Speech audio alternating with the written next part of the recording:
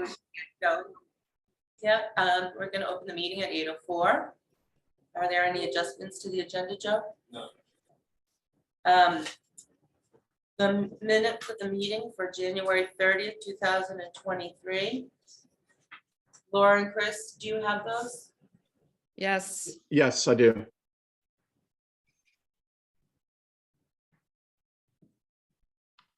Any comments, changes? I'd make a motion to accept the minutes. I'll second.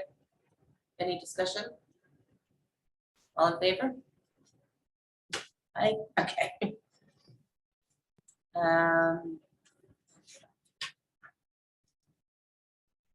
Is there any public to speak on non-agenda items? Correspondence, Joe? No. The broadband update from old business. Where we were the last time was we were going to ask, we did ask Consolidated about the update on the implementation plan and when everybody could get installed with Fidium. And when we talked to them, they already are installing people left and right. I think, Laura, the word has gotten out pretty well.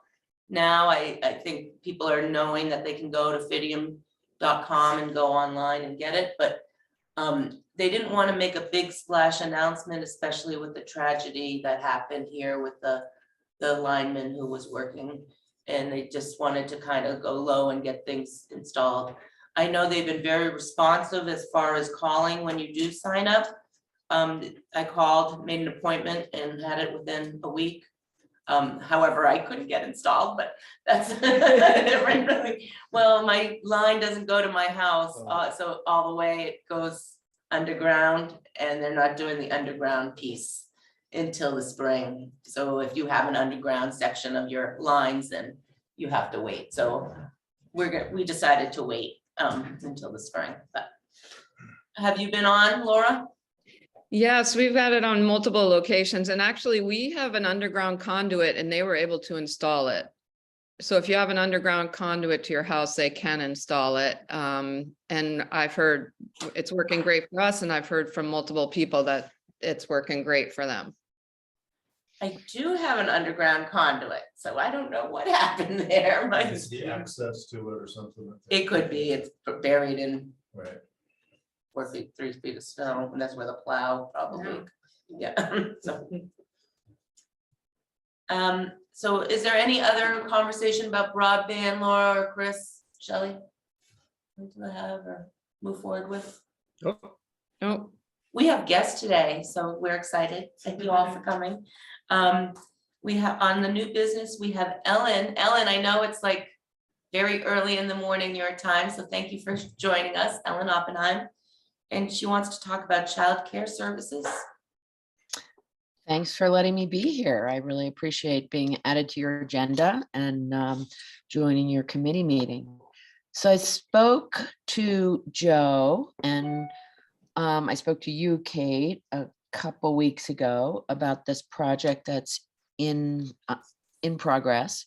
And the project was initiated by the passing of Beth Brunswick, who most of you probably know or knew or know of.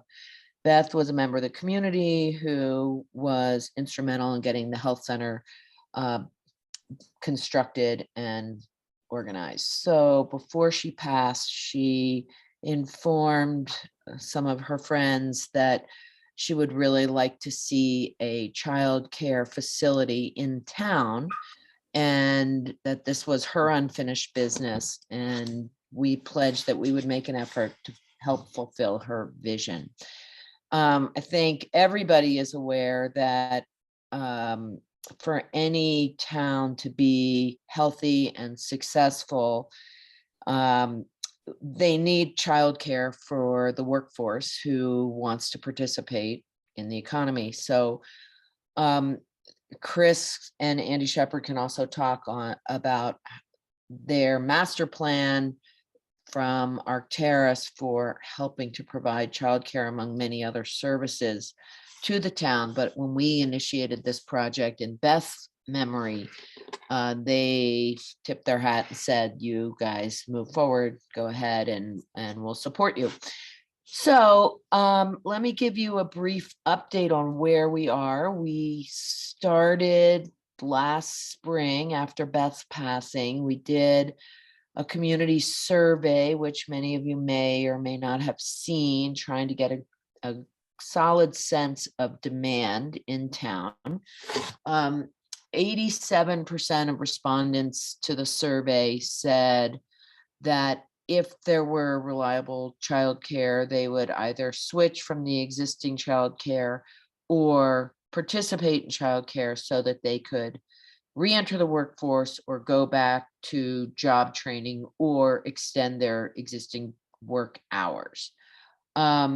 A lot of other statistics we pulled from that survey, but the conclusion was that there's definitely demand. Now, we all know also that there are several childcare providers in town who are doing a fabulous job.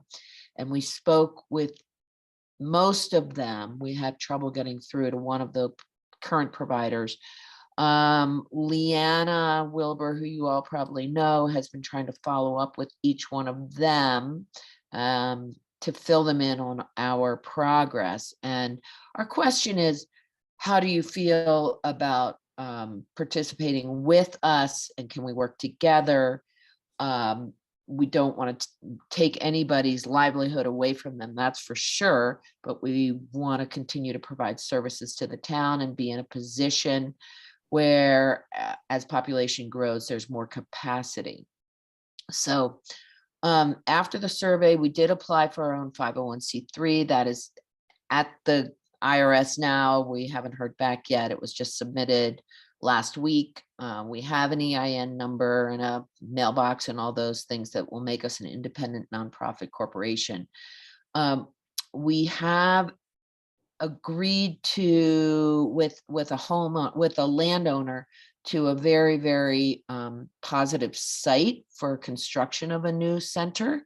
We have a professional in the field who is working on schematics for us so that we can go out into the broader community, submit some grant applications, which Chris is so kindly working on, and do some fundraising. Right now, we are thinking based on the ratios that are mandated by state regulations, that we would have capacity for somewhere between 40 and 50 children. They would be in separate classrooms by age group. We are hoping that we can also afford to build sort of a gross motor skills room, which would be flex space that could also be used for before and after school programs. So for instance, if a 12-year-old's parents needed to drop them off at 8 o'clock before school started, they wouldn't have to be in a nursery school room. So the idea is that there'd be a lot of flexible space and also after school programming for kids whose parents couldn't pick them up after school. We are meeting with architects later this week. The schematics, as I say, are in progress. We'd like to have a local architect who has experienced it, because it's such a highly regulated type of construction. We want to use somebody who's experienced in childcare facilities. There's nobody in the town of Rangeley who does this. It's not that we've been able to find. If anybody knows somebody, please let us know. But we are interviewing some people who have vested interest in the Rangeley region to carry out this project. Our ideal timing would be that we would get a shovel in the ground sometime in 2023 and be able to open the facility in 2024. Of course, all that depends on fundraising and the completion of that aspect, but that's where we are. And we'd love to have participation from anyone and everyone who's interested in being involved. So does anybody have any questions about that? I do have a document that I sent to Joe and I can send to the rest of your committee. I just hadn't heard if you wanted it or not. It's just an outline kind of where we are and where we plan to go. So I can send that Yeah. around. Hi, Ellen, it's Kate. Hi. So on I think the 40 to 50 children is fabulous. That's probably the right number, of people who will be looking for services. So it makes me think that you're gonna need a lot of providers. What are you doing for looking for providers for the childcare? Are you already starting that process too, thinking about that in the future, or a lead person? It's such a good question, Kate. And honestly, the fear of not being able to find providers was enough to make our committee almost throw up our hands in frustration and say, forget it, we can't do this. But we persevered and said, we are not going to give up here. We have not started looking for providers, but Andy has had several conversations with UMaine Farmington, who has a child care school training. And we do believe that we can hire interns from there. We plan to have 5 full-time and 3 to 5 part-time employees. And we have not begun the hiring process because we don't even have a facility yet. We are just optimistic that with good funding, we can hire good providers and keep them employed. And as I mentioned, we ideally would be able to work together with some of the existing providers if they would so choose. But therein lies the challenge. That is as big a challenge, finding employees, as fundraising. So I don't have the answer to that question. We're just gonna keep going, and each and every business in this town has had the challenge of trying to find providers or employees, and we hope that we can do the same. Wave a magic wand and find the right people. Thank That's you, what we're Ellen. looking And Yannis has something he wants to add to. So the relationship with the University of Maine Farmington, they started a early childhood development program a number of years ago. And we worked with them 2 years ago in Senator Collins' office to get additional funding for that program. So they're expanding that. And we have a formal agreement with them that they'll provide interns for our startup. But also as graduates, excuse me, as graduates come through that program, we would try and earmark those graduating students to start off here in Rangeley. So that's, the hope is that that can provide a lot of support. The rest of it is just trying to promote Rangeley as a town where these kinds of opportunities exist for people in this field, and get them to come as a part of a larger economic development strategy. So I would add one thing. Are you considering weekend hours for the daycare as well? As a tourist town, most of our employees work weekends. So, and our business owners work weekends. Weekends and evenings. We're going to consider everything, Kate, because the objective here is to fulfill the needs of the community. And we're very aware of that. Some of that will, of course, depend on the question you asked, how are we going to staff this? So hopefully we can find staffing that will be able to provide evening and weekend hours. Terrific. Thank you so much. Yeah, I have. When are you going to start promoting this? The need for donations and just kind of the rough schedule. May I ask who's speaking? Because I can't see in the. I'm Amanda Christian. I'm the executive director with the Chamber of Commerce. Hi, Amanda. I'm Ellen. Nice to meet you. I see your name on the new business agenda. Okay. So the timeline right now is to try to do some of the quiet phase of fundraising, which includes the state and federal grant requests that we're putting in. And until we have schematic drawings and a little bit more concrete portfolio of where we are and where we're headed, we felt that it was inappropriate to go public with fundraising requests. Okay, So hopefully, ideally, in the next couple of months, we will have some of those materials that will help us make public requests. Did you have some thoughts on that, Amanda? well, I think the chamber would love to help with this. Oh, Get the amazing. word out, help, get the, donations needed, et cetera. I'm also saying when you go to break ground, let's have a ground breaking ceremony, I love that. get more I press love out, that. and help get the word out that this is coming. That's fantastic. I appreciate that. Great input and enthusiasm as well. We're going to need as much as we can get. So thank Yes. you. So Ellen, just as an aside, thank you so much for taking this on and the committee that's doing that.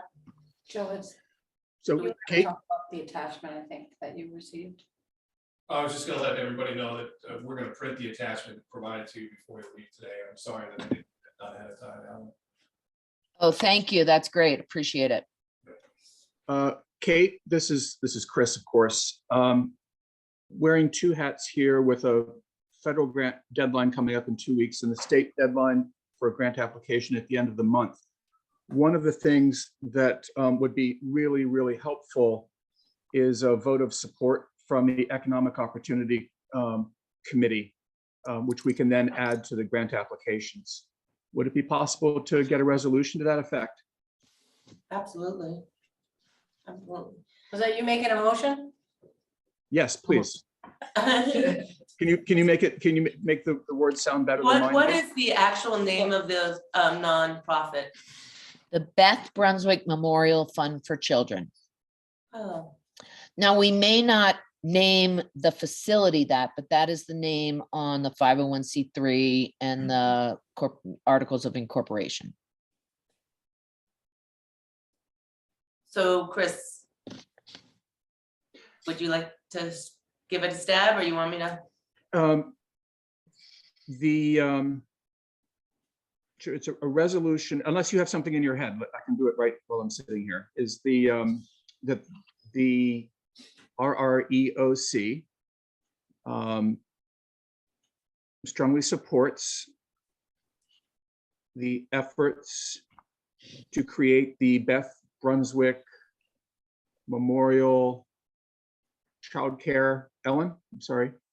Beth Brunswick Memorial Fund for Children is Fund the for name Children, of thank the you, thank organization, Thank you. but you could call it a childcare facility for the, That's where my language was going, but let's, and actually childcare facility for our purposes right now might be better. yeah, for I the think so application. too. Yeah.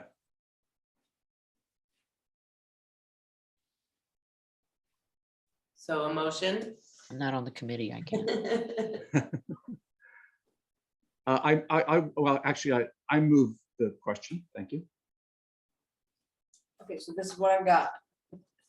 The RREOC to show support with a letter to Beth Brunswick Memorial for Children for Child Care Facility. Is that okay? Certainly. Chris, okay. Do you need one from the chamber too, Chris?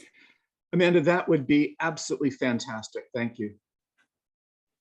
Yeah, I think in this case, the more the better. Can I get a second? Laura, go ahead. So is she seconding? Are you seconding? I'm seconding. Okay. Any other discussion? All in favor?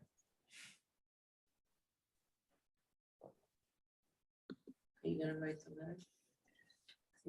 Yeah, that's good. Okay. All right, we've got it. Thank you so much, Ellen. Is it? Thank anything you, else and you'd like thank you for this vote of support. I think it's really important to hear that the town is supporting this effort. It's, as we move forward, we'll keep you posted. Kate, I'll stay in touch with you and you can inform the committee or however you prefer to do it. But we'll Perfect. keep you posted on any milestones, and I love the idea of a groundbreaking. Thank you, Amanda, for that. No So- problem. Thank you all. Wonderful. Thank Bye, you, Ellen. Ellen. Thanks, Alan. Thank you. All right, I'll leave now. Yeah, this is great. I'm feeling like the most positive community. Things are happening left and right here, so. We're gonna move to Andy Shepherd, who's gonna be talking to us about community projects that he's been working on. Okay, Ellen, are you gonna stick around or are you gonna hit the slopes this morning? I can stick around if you want me. If I'm supposed to leave, I'll leave, whatever you guys No, do. it's a public meeting. It's up to you. It's your choice. Okay, If I'm you gonna need to stick leave, around that's then. fine too. Thank Well, you. It would probably be helpful for you to be able to add some context to what I'm gonna talk about, Ellen, so. Perfect. But there's also no friends or meetings on a powder day, so I get that. We've had so many powder days that it's okay now. Okay, Mhm. well, so I wanted to talk about some of that and also some of the other economic development initiatives that we're working on. So when the mountain closed down 5 years ago, the town did a remarkable job of showing resilience and coming back from that. You created a new business model. In the wintertime, built around snowmobiling. The summer business continued to thrive. But what the town wasn't able to reconstitute was a lot of the seasonal workers that left when the mountain closed down. So we've been working through a number of task forces like the one that Ellen is so ably leading here on childcare to try and address what the comprehensive needs of trying to attract seasonal workers back to Rangeley would look like. What do we need to retain the workers that are currently here? What do we need to attract more seasonal workers back so that, you know, on a really busy Monday or Tuesday in the summertime or in the wintertime, restaurants have the staff to be able to stay open. Landscaping companies have the staff to be able to take on more jobs. The marina can have more staff, those kinds of things. So what we looked at were, what are the challenges that seasonal workers would face? Well, the first issue is the need for housing. And there was a dramatic shift about 6 or 7 years ago in the creation of VRBO, where long-term rentals were taken off the market in favor of short-term rentals. You could make as much in a couple of weekends as you could renting the house out for an entire month. Less wear and tear on the facility, more access to more people. So that became a really attractive option. That took a number of homes off the market for long-term rentals, which seasonal workers depend on. Then you had the mountain reopening, you had COVID, all sorts of things conspired to make real estate really expensive, not just in Rangeley, but just about every rural community you could identify. So housing became a priority. Those workers were going to want access to health and wellness care. And we have really a terrific facility. Kate Quimby here is doing an excellent job in town. But what she'll tell you is that she needs more staff. She needs more resources. She'd like to be able to offer more. And we're working with her to try and identify what that would look like. We've got a task force made up of a number of people from the community, from the healthcare industry around Maine. We've got partnerships with Harvard Pilgrim, with Health Reach, with Maine Blue Cross Blue Shield, with Anthem, Maine Health. The list goes on. There are a lot of really interesting players that are interested in helping us figure out how to get more access to healthcare. We're putting together a needs assessment that we'll do through Health Reach that we hope to be in the field in another month. So we want to be able to offer more pharmaceutical services or offer pharmaceutical services back in the community again. So those are the kinds of things that we're working on with healthcare. We also know that those workers coming in, and a lot of seasonal workers depend on childcare access. And right now, as Ellen mentioned, there's some great providers. There's just not enough capacity. I think there are 11 slots currently in town, and the need right now is probably more like 50 from the 2 layers of research that we've done on that. So the project that Ellen is leading is a critical effort to try to address that. A lot of the demographics of seasonal workers are young, between 25 and 45. The ages that they're starting families, starting to settle down, that becomes a really important issue for them. But also, there are a lot of workers currently in town who've had to evacuate the workforce because they can't find childcare.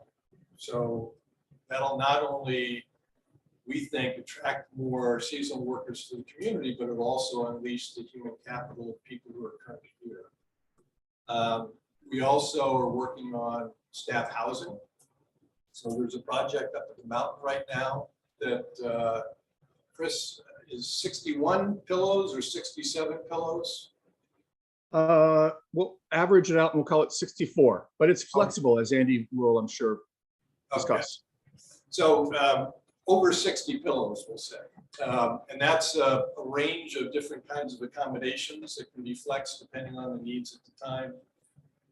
We got a gift of $1.5 million from the Onion Foundation to start that project a year ago. It's, if any of you have been up to the mountain, you'll see that it's well underway.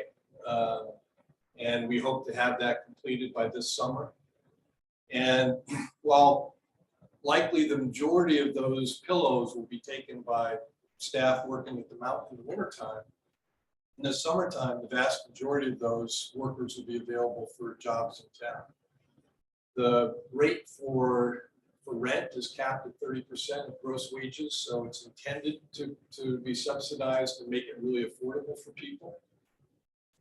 We also realize that this is really just phase one in the process. And we're aware that other people in town are also working on employee housing, workforce housing. And that's a really positive development. We just want to make sure everyone understood where we were. That is a Saddleback funded project. It's unlike the other projects. So the childcare project, the healthcare project, those are not Saddleback funded. They're supported by Saddleback in that they're making my resources and Chris's resources available to help with these. But these are really community development, community-led, community-led initiatives and community funded. We're also looking for funding from state and federal sources for these efforts. And then the final issue is a staffing agency that will give seasonal workers the confidence that they can find year-round employment. And Chris is working on that along with Janine McDonald, who's the HR director at Saddleback, to try and make that happen. And we're looking for partners in that project. And I suspect Chris will have more to report on that as the spring plays itself out. Any questions? On the staffing agency, I'm pretty sure I understand the premise from the conversations we've had, but Yeah. just to clarify, it's to look at like a potential employee and have like a packaged rate for that employee that would include their health insurance. Was that like a whole, like they could work 20 hours at with Mark and they could work 20 hours at a different location but they would hire from the staffing agency, that person? Is that? Chris, you've probably had more recent conversations with Janine on that than I have. Do you want to weigh in on that? Sure. I mean, I think it's an interesting question where we can use feedback as this moves forward. And the model as we're thinking about it is to attract and then work to retain these folks as they come up here. So we can attract those workers by advertising and working with agencies across the state. You know, whether they're with the labor department or education or whatever. But then when it comes to the retention, is making sure that they have. I mean, Andy did put together a healthcare plan that is incredibly affordable. And so perhaps that is offered through the staffing agency. And then when an employee finishes for the winter out at Boss, then maybe they're ready to go work at Sargent's, and the staffing agency helps that employee to navigate that, and then ensures that their health care continues from place to place. That staffing agency could also play a major role in helping that person to settle in by finding a place to live, and you know, if they're without a car, to figure out how to navigate our patchwork of getting from point A to point B. So that's where it stands. That's where it stands right now. But yeah, probably spring, late spring, as that starts to come together more. The original concept was that seasonal workers don't have access to year-round benefits. And we wanted to be the only community in the country that did that. And the idea was if we create a staffing agency where the staffing agency is the hiring agency, then they can provide year-round benefits. And then it's working with local businesses to make sure they had at least, I think it's 10.5 months of employment throughout the year to be able to qualify.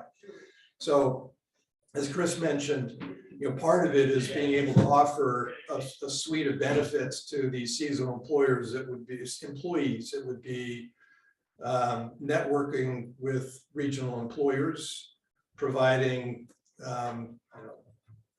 resources to help identify childcare services, housing services, those kinds of things.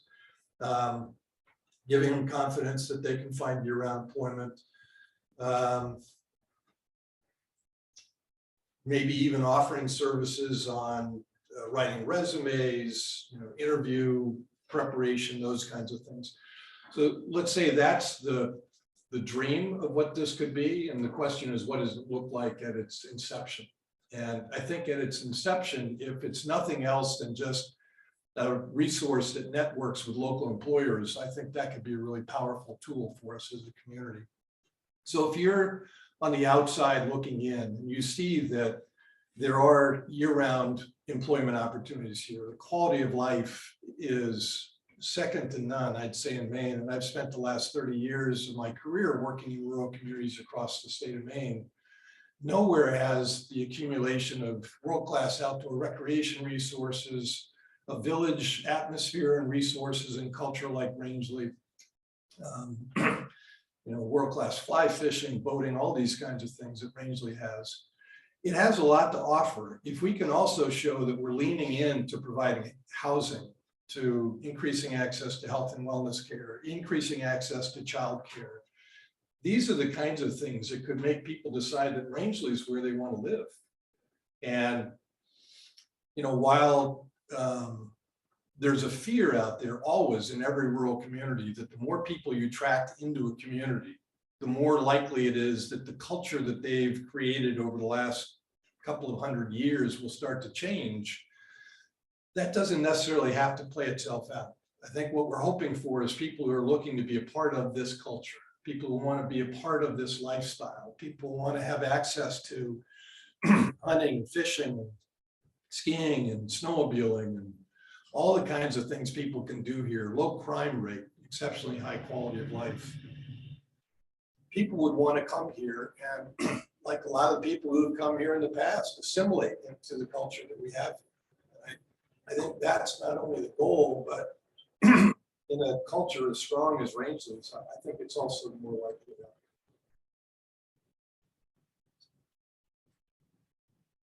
So I have a couple of questions. So is this staffing agency going to be run by Saddleback, or is it going to be a separate entity? This would be a separate 501c3.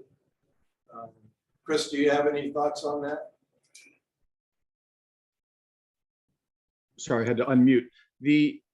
I agree, Andy. This would not be run by Saddleback, but as a community resource. And, you know, whether it's setting up a new 501c3, you know, for which we seem to have many in the community, which all make sense. But I think that we may be better off taking advantage of an existing not-for-profit to host this. But again, very happy to discuss that as we move forward. And my other question was 10.5 months commitment for an employer for seasonal workers. That's a long time. So that's the key here. Is it doesn't have to be one employer. So, Okay, so it would be like 3 months here, 3 Exactly. months here, 3 months here, that's right, and 1.5 months here. that's right, Okay, that's right. Yeah. It's just they have to have 11 and a half months of continued employment. It doesn't have to be with the same employer. so not 10.5, 11. Well, I'm sorry. I think it's 10 and a half. I'm not sure what the state statute is. Okay. Or what, actually, it's not a state statute. It'd probably be an insurance industry statute. And will this draw on anything from career services in Wilton for assistance?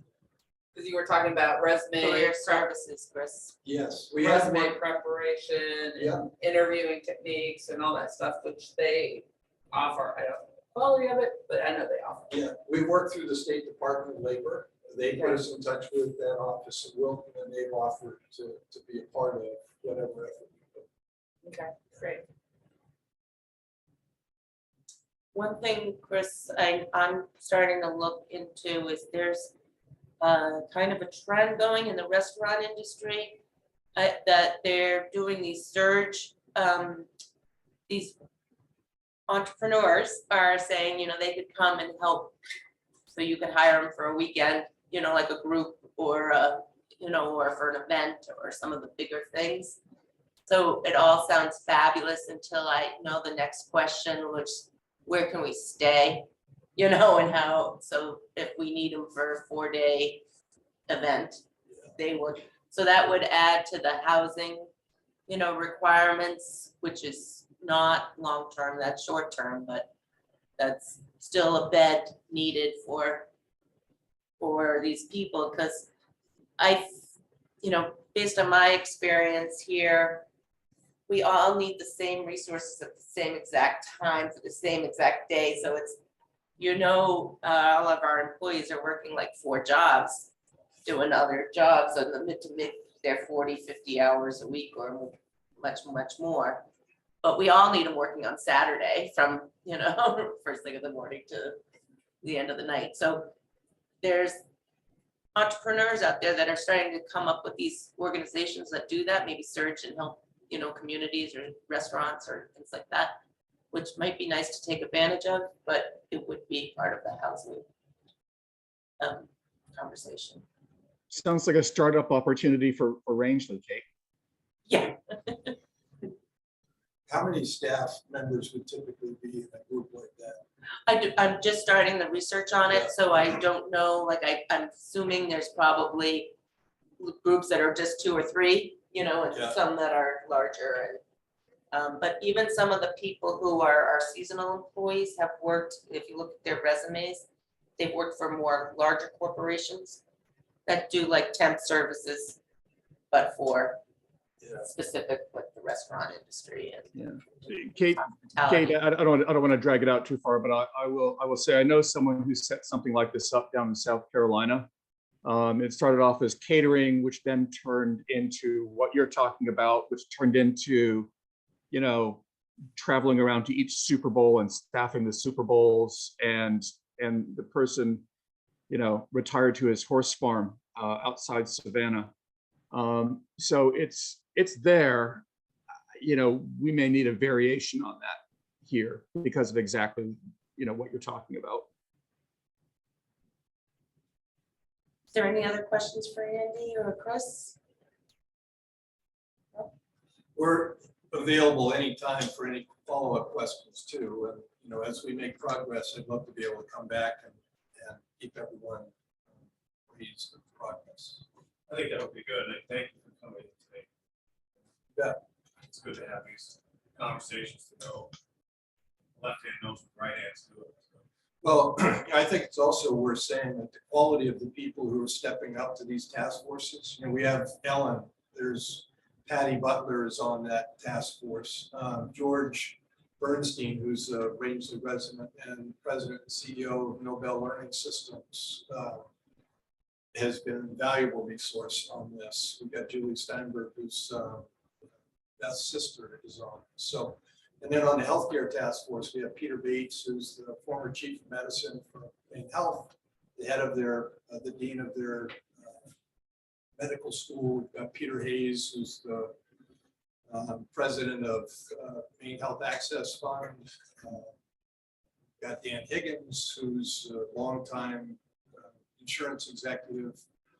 There's a lot of really incredibly talented people who have decided they want to be a part of all of these efforts, and that gives me a lot of cause for confidence that these things will happen. What I would caution is that these things don't always happen as quickly or as seamlessly as we'd all want. Anytime we bring state and federal resources into these projects, there's always interesting bumps and twists in the road. Kind of like Route 17 right now, apparently. But there's also a dogged determination on everyone's part to see this through. We have a bias for completion, not a bias for effort. And we'll make sure we stay on this until things happen. Thank you. Thank you. So Thanks, next Ellen. is Amanda, joins us from the Rangeley Chamber of Commerce. Thank you so much for coming. Thank you for having me here. Joe invited me, so I'm just here to soak it all up, figure out what's going on and where we can plug the chamber in to assist and help. So listening to Andy and having you join us and having Mark here too, it's fabulous. That the whole reason why the Rangeley Region Economic Opportunity Committee came about was because of the now the comp plan that talked about having the municipality, the community, the Chamber of Commerce, and the businesses all working together on a joint area to make sure that we keep the culture of the town of Rangeley intact while we maintain the growth, steady steady growth of the community that we can sustain. And like we talked about with COVID, sometimes things pop up and we realize where we can't sustain ourselves, pretty quickly, like, okay, this is a bottleneck, and those things have come up like healthcare, housing, employees, etc. So we want to work, because there's not one group in the town of Rangeley or the community that can do everything or the ability to do everything. But working together with different people and the community members who we don't think of as often, the ones who come here for maybe 2 months of the year, but have exceptional skills in different areas, and all of us working together to get the same things accomplished and maintain the Rangeley that we love. When we started, I think the comp plan, I don't know what the comp plan is going to say in the census when we do it again, but there was 1,200 residents in the town of Rangeley and about 2,000 in the Rangeley region. That's full-time residents. In the year 1902 or something like that, it was 1,100 residents in the town of Rangeley, but the broader community, the Rangeley Plantation area, has grown a little bit more than Rangeley has, but Rangeley's pretty much stayed within 100 people. Our school systems have stayed around 200 children in our school system. I think we're still right around there. At one point we looked and we were like thankful the Border Patrol came, because otherwise our school system would have been 100 children. It would have been far less from K through 12. So we recognized, and we have these down periods, right? So where we don't have sustainable business. So how to make a sustainable business for the 12 months of the year, how to increase wisely our population, that we can manage it. We weren't talking of going to a 10,000 person town, but 1,500 maybe, add a few more people who love and want to support the community and have their children raised here, etc. So having all of us involved, the chamber was originally supposed to be a big part of this committee. It started off, we did have some representation from the chamber, so we're glad you're here now and work with us, because we all have these great ideas and they're all pretty much the same. It's just how do we get them done, right? So, It's the partnership and working together to get it done. I did have a question on the seasonal business. And I'm thinking more spring and fall, where a lot of the businesses decide to take a break. And rightfully so, winter's busy, summer is really, really busy. But as a chamber, we're trying to focus on 4 seasons.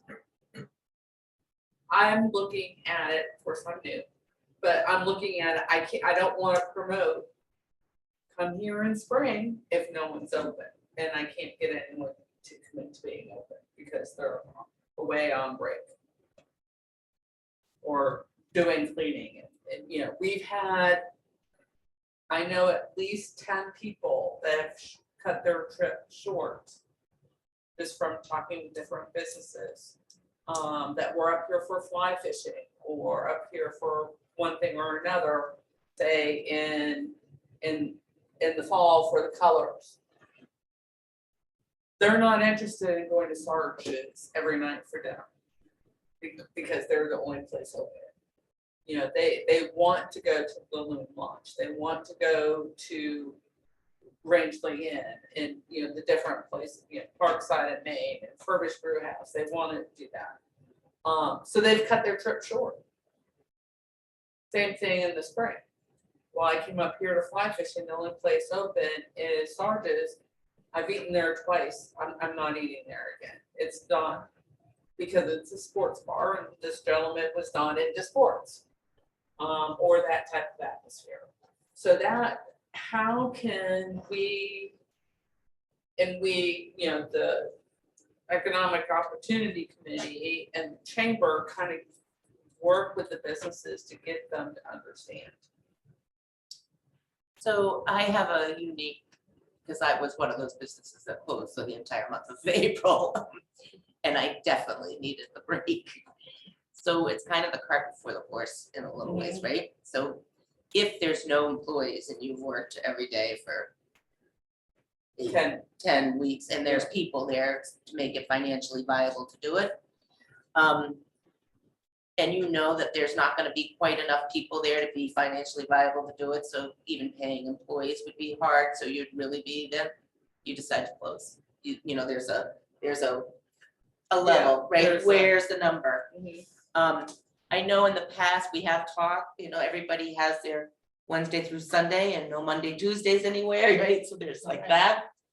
And there's been times in the past when the businesses have worked together to try to coordinate their off times so that they weren't all closed. I don't know if that still happens. So that may be something the chamber could help, you know, say, hey, listen, we know these guys are gonna close here.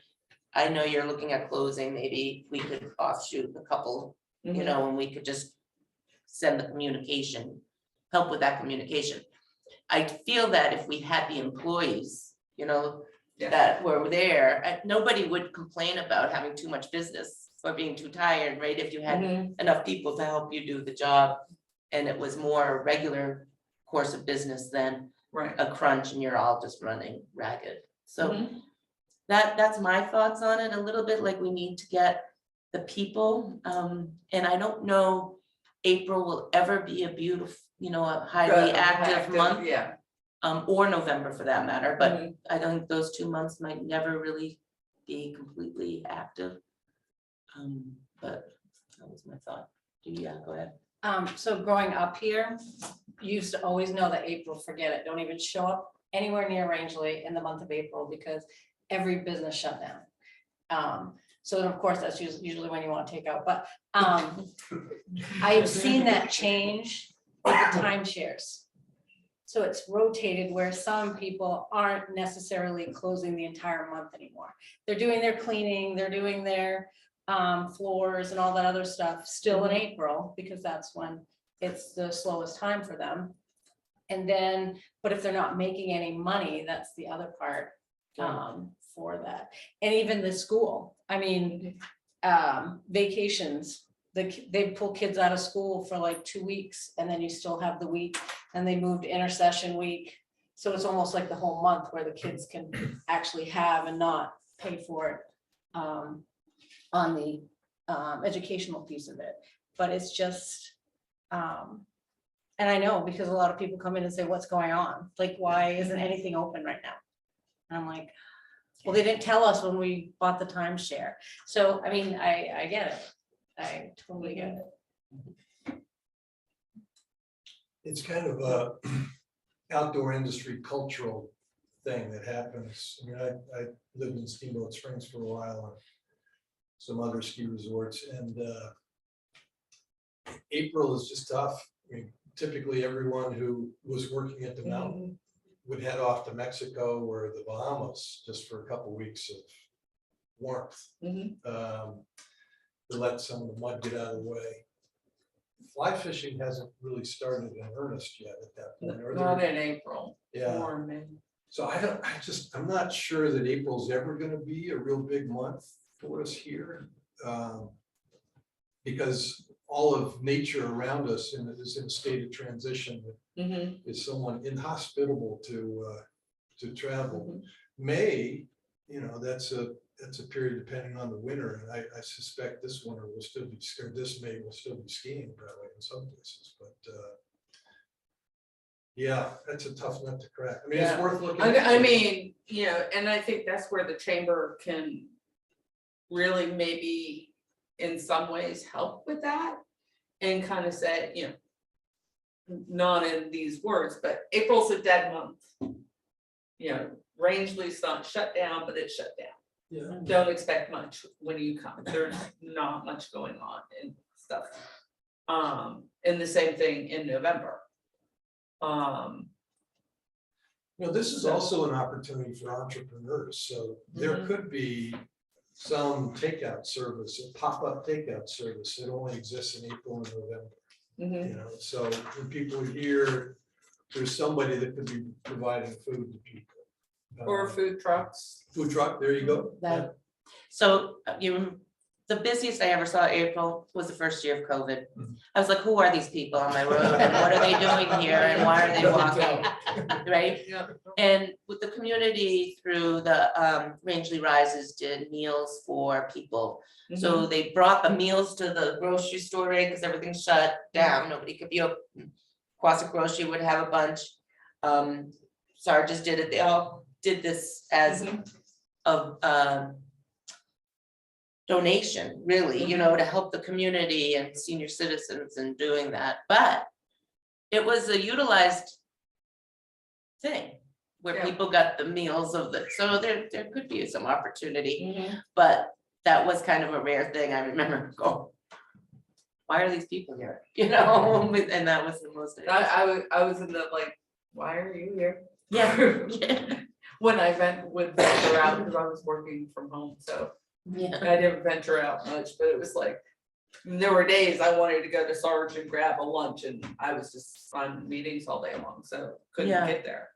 But that was an opportunity that people took advantage of, right? Those Mhm. meals, those hot meals, and there was a donation bucket, right? So if somebody was doing it in a truck, a food truck, it might have some ability to make some sense. I don't know. It's a thought. That could be a good time too for fundraising, because I know like when my son was in school, we did a pancake breakfast and that was in April and that did really good. And they did that in the undercroft of the church. So, I mean, there are. Yeah, other there are things. a lot of possibilities. There are a It's lot of just, possibilities. again, I've been here 5-6 years now. But because I have not, due to my former employer, been really out in the community, I don't know. And I'm picking up little bits and pieces here. I'm trying to get a cohesive idea of what's going on before I. I think the areas to focus on more first, before April and November, are Mhm. making May stronger. June, those two are pretty much kind of still pretty weak months in the scheme of things. September, I think is actually quite great, Yeah. I mean, September, October's nice, October, too. but once Then the you've got the last 100 leaf some falls, falls, it's yeah. like, it's a hard thing to do. Or they, even before, when they really turn, Right, after they turn colors and they're brown and they're starting to fall. we did talk about things like meetings, looking at larger businesses and say, maybe you do your retreats in April, and it's a Mhm. catered event, or your retreat in November and fill the hotel, and no, we don't need it for the tourist industry, you could fill it that way, and then you could provide that year-round service. On some of those, maybe early May is a good time for those, or June. that would be early retreats, where June, things are opening back up again, but Yeah, That's- June for retreats, that's a great idea. And then seniors, because families they're in the midst of wrapping up school yeah. and that's a tough month for them, but Mhm. yeah. Good Do ideas. you have any other questions? Oh, I'm sure. Yeah, well, please, we're gonna ask you to come all the time, right? Yes. Yes. Okay. There's an open door. There's a note. So I caught up with Mark, at the store, so on other business the other day, and I asked, told him about our meeting and that we do this once a month and we talk about what's going on, and Mark's been involved with the Outdoor Heritage Museum and the, Historical Society, so I know you're not officially on the thing, but if you want to say a couple words, that would be great. Yeah, we're just in the midst of some strategic planning right now, and one of the goals was to get out, everyone to get out and get involved in other organizations. As Joe said, things we're doing that are similar, that we're on the same page, and that's basically, Yeah. so I'm just here to. So one of the projects we have we've been working on and started to do some studying is about downtown Wausau and the street landscaping of that. Some of our downtown revitalization plan showed both downtown Rangeley and downtown Wausau and ways we could improve that for safety purposes, ease of walking, potential bike lanes and stuff. And there's a study going on in Wausau right now, and Wausau's interesting because there's not a sidewalk to be seen or a parking spot really to be seen. We have this nice, well-utilized park, that we're gonna be working on even more. But you have to cross both Route 4 and Route 17 sometimes at the same time to get from one business to another if you were walking. So it has some interesting challenges there. So Mark, I know with downtown of Wausau, that would be. Right, I was just looking at some photos, I think Bill Pierce had done them a few years ago of, is this, I don't even know who was involved, the state was involved and with the Yeah. sidewalks and, Yeah, Given up. that was kind of an informal concept that Bill was working on with the town, and but I think it was Larry from the Scenic Byways yes, division that was working with them. He did some kind of quick renderings. right, That's kind of funneled now into a really more of a formal project. There's a study, and it's actually underway right now. We had a kickoff meeting in here with the Board of Selectmen to go over the scope and the timing of the project. Not all of the informal renderings that were moved around a few years ago. I don't think those are all going to make it into this study, but they've been seen by, I think, almost everybody that's working on this now. So we have our main consultant is T.Y. Lin, and their sub-consultant is Wright Pierce, who's worked for Rangeley for 30 years or so. So they had a kickoff meeting, the Board of Selectmen were here, they hosted the meeting. They took feedback, and they're now working on like the real technical parts of this, the DOT traffic studies, the turning studies, all those types of things right now. And they're kind of like midway. There should be another meeting coming up with kind of the more finite stakeholders, the folks that have businesses in the area.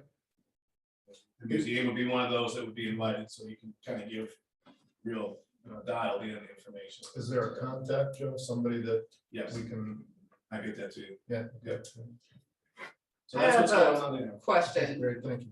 If we're undergoing yet another study. And I think it was last fall, I happened to clean out the attic of the chamber, which had like 4 revitalization plans. Going back to the 1990s at least. But nothing's done or can be seen to be done out of these studies. I remember attending one that at Rangeley Inn and talking about downtown Rangeley revitalization plan and all this, and it was like, yes, get rid of the friggin' telephone poles. So And is money going to be allocated for this? Or is it just another study to have a study the to do whole, nothing? the answer to that is the whole reason why we're doing this is to not have a study that does nothing. when the comp plan came out, 2 years rolled by, there was no economic development, that we're like, okay, it's gonna sit on the shelf and do nothing, right? So that's why this whole group came together to say, let's get these things done. The number one item was broadband, right? So like Andy says, nothing takes as fast as we want, but through the process, we've gotten that project up through, and we got the grants to get high-speed broadband. And that's only because we were right on top of it throughout. I mean, between Kate and Laura, they started it before they even were committee members and pushing that to go through. And then that was like, And it started And we're from the ready. chamber, That's why we by the got way, one. and it didn't quite have the momentum and so you had to just keep at it, and you have to have the people who know people keep at it, right? So then the other part was, how do we get money? You know, because if you've been to a town meeting, you know, a $3 million bond isn't gonna go very far, or $5, because to bury a telephone pole, really, we're not gonna spend that much, right? So how do we get the money? So the downtown plan gets you access to more money, which we did get grants for. We've got a sidewalk grant that went up to the IGA. That was one of the grants that was imposed on that to help that. safe kids to school. Yeah. We got the sidewalk going. We got the safety kids to school, and then we also had to re-alter our parking spots because that was dangerous the way we did the diagonal. And although people didn't love learning how to parallel park, I haven't heard as much. The state police need to hook up to a trailer. There's a silver Subaru. Would you be able to move it, or would you mind if you gave me the keys and I'll move it for you? I can move it. Sorry to So interrupt. Thanks, Brian. I can wrap it up pretty quickly, but there's ongoing things that pieces have to be in place first, like the TIF. We got a downtown TIF district, which means we can start allocating money that goes into that TIF, which is allocated for these types of things. That the select board can say, where's the highest need? Is it housing? Is it childcare? Is it the sidewalks? Or we can go for these grants and get the matching portion that the town would have to put in for, like, for instance, this study we paid for with the, you know, the money that we have from our efforts in the economic development. So it is happening. It just doesn't always show like, you know, check mark, but I'm with you. If it sits on a shelf, it doesn't do anybody any good. And that's the reason why we really need the Let me community to move work it. I'll be together. right back, because I have a couple more questions. It might not be a bad thing that things haven't happened so quickly, because everything's changed in the last couple of Right. years Yeah. with the influx of people. So if something had been done, and then you find out, oh, there's. It doesn't work as Right. well, right? And if we're gonna dig up all of Main Street, we've gotta work with the water district, we gotta work with the sewer department, so there's just so much more than just not, you know, just moving the poles. I mean, one idea was to move them back because it's so expensive to go underground. Right. And so, I mean, I didn't even know at one point, one summer, I was just driving through town and every morning I kept seeing this truck, USDA, and I was like, what is going on? Well, evidently the town of Rangeley had a skunk problem. Oh. And I was didn't know a that. selectman and I didn't know it either. But what they were doing is they were doing all this stuff and I'm like, well, why wouldn't they tell us if we have a skunk problem? I mean, I didn't even smell skunk driving through Main Street, but anyways. Yeah, the safety of kids and pedestrians and sidewalks, I mean, that's critical, and it was really well done. I would say from a marketing standpoint, all the telephone poles on Main Street is a challenge. You know, when we opened Saddleback, I tried to make sure that there was a really close connection between Saddleback and Rangeley so that we're promoting both. And a lot of the videos that we're taking, it was, you know, you had a hard time seeing the businesses through all of the telephone poles. If there is a way to remove those, that would be great. Have you guys worked with Yellow Light Green at Maine Development Foundation? Not specifically, I don't know, Joe, if you Not have. yet, I have had a couple emails come my way from Maine Development Foundation, that I'm going to connect with them. Yeah, Yellow is really good. And he's a good friend. He's the head of that. He was a senior executive at Bangor Savings for a long time. I did a lot of work with him, but if you'd like, I can connect you to directly. Sure. And I mean, that's the kind of thing that they do. Downtown revitalization, downtown development grants is a big part of what they do. Well, we did have the downtown, I mean, they did draw, we did get some general information as to how much per mile, basically, it would go. So we looked at from the post office to the Rangeley Inn. Yeah. Like redoing the sidewalks and then then go all the way to Moose Alley down to up to IGA, you know, right? Like what's Yeah. that range of price? And then we looked at and we're gonna need quotes from eventually when we go through options, right? Move, like Shelley said, moving the telephone poles from the front of the buildings to behind the buildings is a possibility. Cause some of our sidewalks are kind of a mess, right, in that whole area. Oh, yeah. And And then that's an idea. that we had to totally, when we redid the parking, we had to do the ADA, our crosswalks were crosswalks that went into roads. I mean, they weren't accurate, so we had to make them accurate and which created a little bit less parking, which was not ideal, right? So then we had the parking thing And where the the new, Depot and the Street, new. we have the Depot lines, Street light, We lost even more parking. correct, because of ADA. Yeah. So the town bought Depot Street, which is public parking, which was a leased property before, but now is a purchase property, and we've talked about designing and building more parking there that could be more identifiable as parking, you know, like, Yeah. not that it's not there. We do have some unutilized parking here on Pleasant Street that's not utilized, but the chamber is overutilized, right? Everybody's trying to get their car in there. Yeah. So you've And, got, and for like winter palooza, we basically shut the park down right, because we had to hold it in the park. But we also promoted extra parking at Depot Street and on Pleasant Street within an easy walking distance. Or you could pick up, because we have the horse and carriage, yeah. they could pick them up at the corner of High Street and Pleasant or. Did that work? I don't know if people got on. I know it was always full. Yeah, it was Okay. always full. I did see it, yeah. And it Yeah. also people rode it from the town park over to Haley Pond with ice skating and fun over there, and then rode it back over to the park, so. Yeah, cool. I have a question. Down the road with Main Street, with all the people coming, people, and just say 10, 20 years down the road, there's twice as many people. Is Main Street ever gonna become just a bottleneck?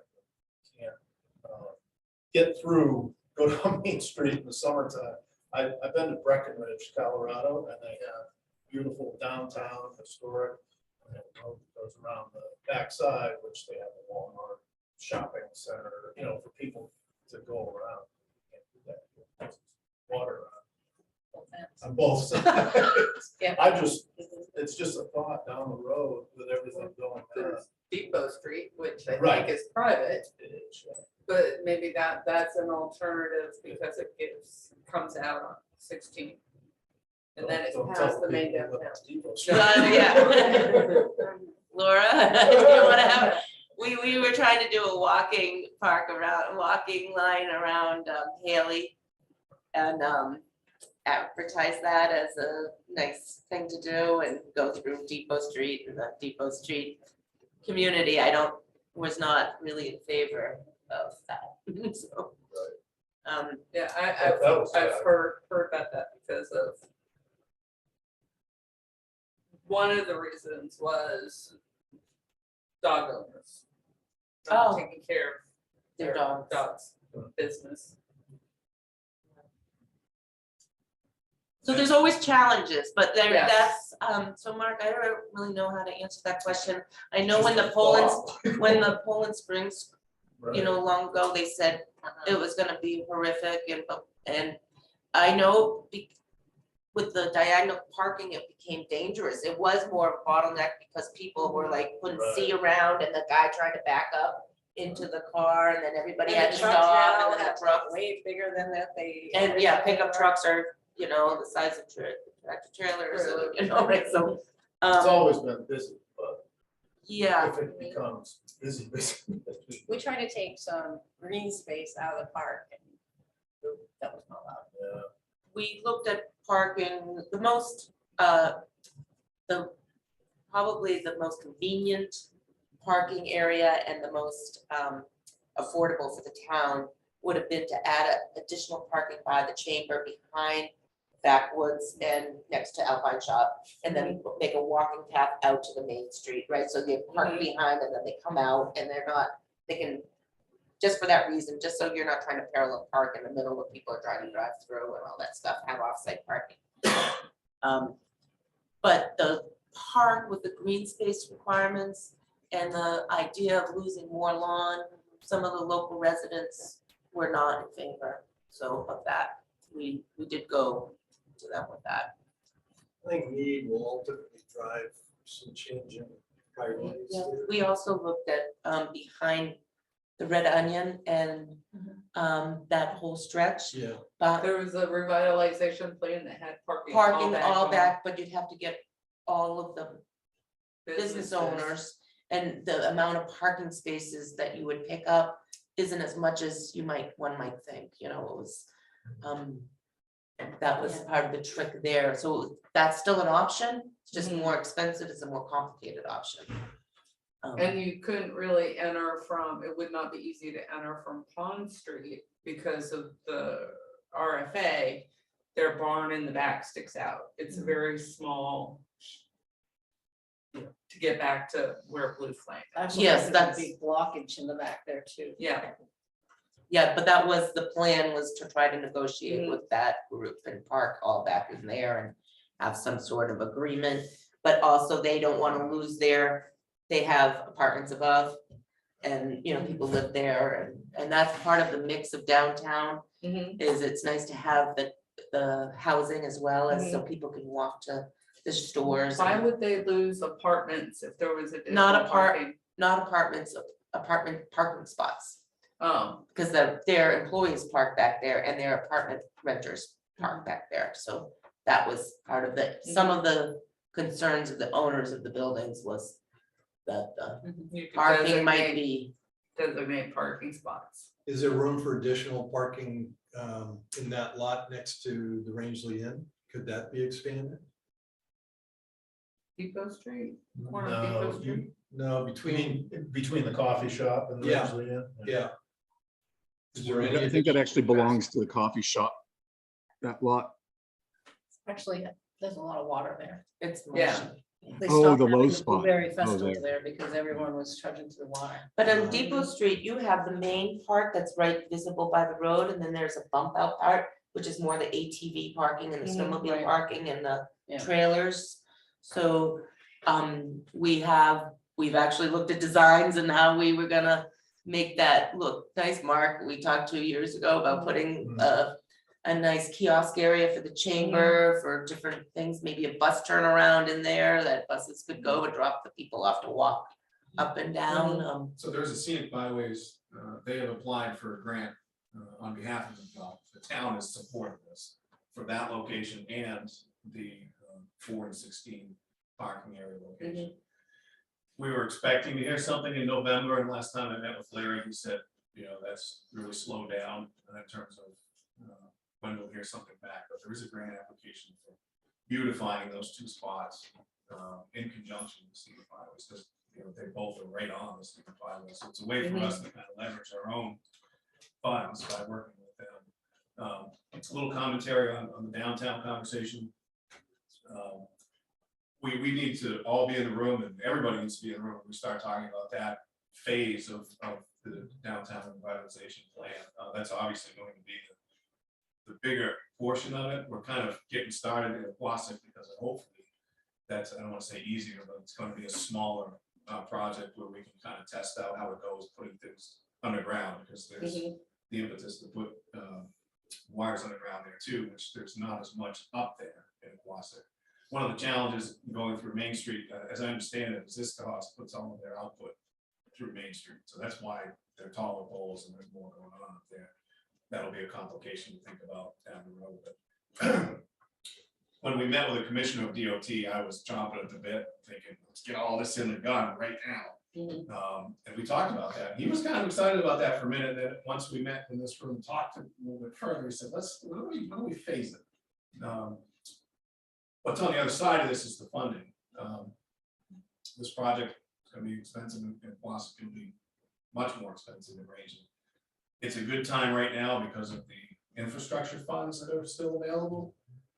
One of the things that can happen with plans and projects, sometimes the funding is available when the town puts the project together and they get some of it done.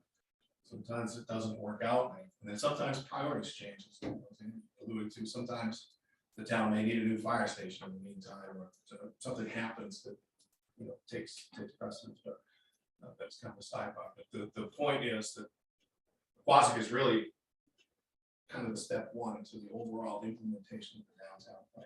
And the DOT's on board with this. They know how we're trying to phase it. So once we get that kind of shovel ready, even start getting some shovels in there, we want to talk about with the elected folks, with the selectmen, do you want to start embarking on phase two, so to speak, which is for downtown?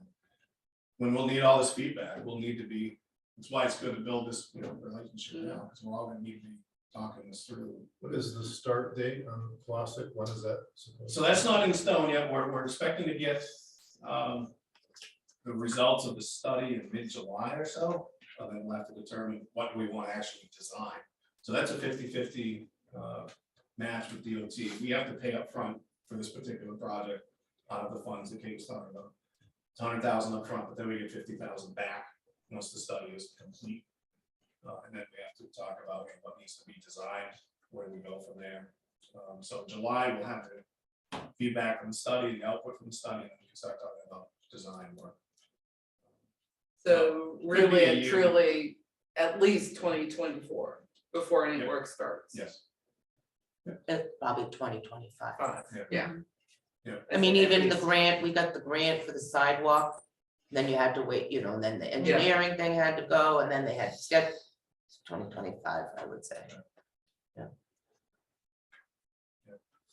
But, you know, that's where things like bypass, those conversations should come up, you know, when we start talking about this. Mhm. Phase of things. Especially like when we have parades through downtown. Because, and they block off for the parade to come through downtown, and traffic is stuck. No, Down but by that's Depot the charm of Rangeley, and our parades are only like 20 minutes, right? No traffic light discussion. right? No. I tell everybody I'm an hour from a flight or McDonald's. Mhm. Yes. I think I mean, I think it would be a sad day, Yeah. would be. It a would be. sad day, so hopefully we don't Certainly. get to that sad Well, that's day. what I was getting at. Yeah. People on Main Street, you're sitting at Pleasant Street waiting to get, well, people let you in, but. There's one You can thing sit is there for an Main hour. Street is pretty well full Yeah. in that section. There's not really a spot for another business, right? It can only go to the outskirts of it. Right. So it can grow lengthwise, but not right in that downtown from, and I'm talking post office basically to Rangeley Inn, you know? Mhm. There's really not any place to put a new business there. Well, you have the old IGA building. I mean, but it's not To the an center. an additional new, It's- like, Yeah. I mean, it could be a popular new, yes. Yeah, but, popular, yes. And like Genasi's, the half of old Genasi's backwoods is, you know, they're empty storefronts. No, right. All grants. Stock rooms, yeah. Supposedly they're, It's gonna be a hardware store, right? Is that what- it's actually, from what I've heard, it's gonna be more of like an old timey general store. Like Dick's Sporting Goods, Dick's, wasn't it Dick's, where the insurance guy is across from Franklin?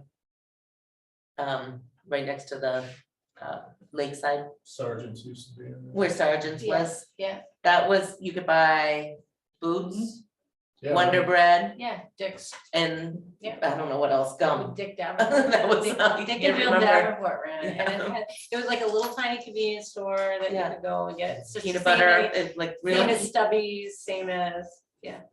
but they had goods too, they had like long underwear Oh, and yeah, they boots did, and, yeah, yeah, yeah. yeah. You could buy underwear. I mean, that's Yeah. the thing. I'm like sitting there at one point when Dick's closed, I'm like, someone. I can't buy underwear in the town of I Rangeley. worked at the IGA and they're like, do you know where we can buy underwear? I'm like, okay, to Farmington. They got Rennies. So any questions, any comments, Laura, Chris, Ellen? As we're wrapping up, we've gone a little longer than we normally do, but thank you for listening and talking. I really appreciate it. So, Are you good? Any other business? Thanks for all the work you guys do. Wow. We all benefit from your hard work, so thank you.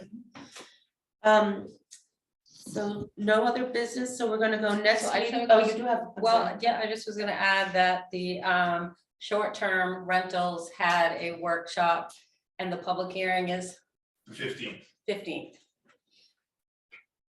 Avoiding that. of March.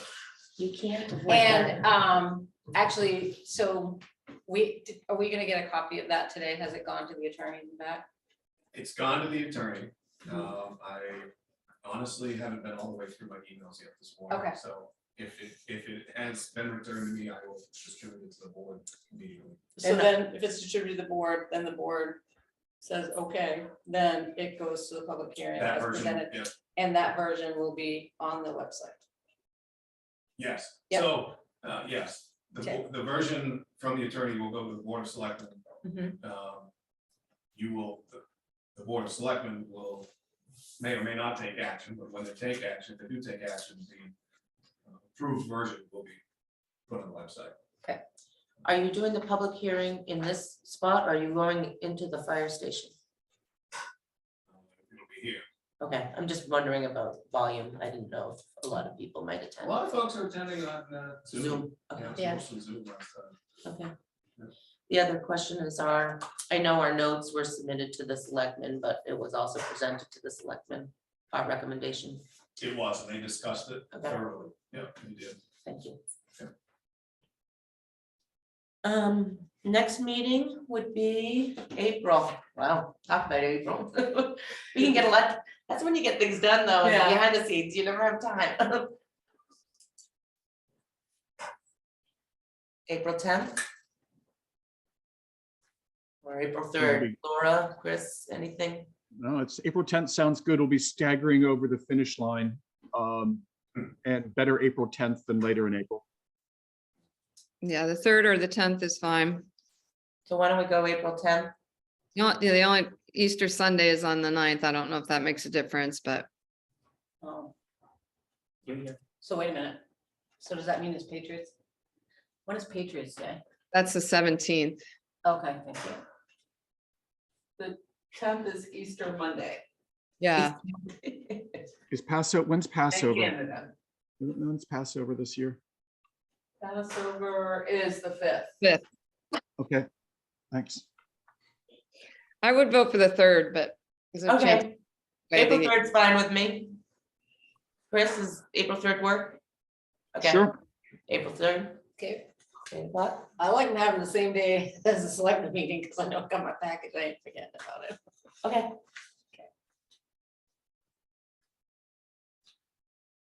Can we get a motion to adjourn the meeting?